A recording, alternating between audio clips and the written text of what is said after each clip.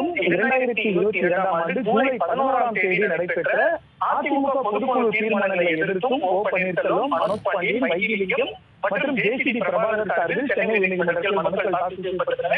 இந்த மனுக்கள் நீதிபதி சி.வி. கார்த்திகேயன் முன்பு இன்று விசாரணைக்கு வந்த பொழுது மனுதாரர்கள் தரப்பில் வழக்கறிஞர் இளம்பாரதி ஆஜராகி சென்னை உயர்நீதிமன்றத்தில் இணை ஒருங்கிணைப்பாளர் என மனு தாக்கல் செய்துள்ள நிலையில் தற்பொழுது பொதுச் செயலாளர் என எடப்பாடி பழனிசாமி பதில் மனு தாக்கல் செய்துள்ளதாக தெரிவித்தார்.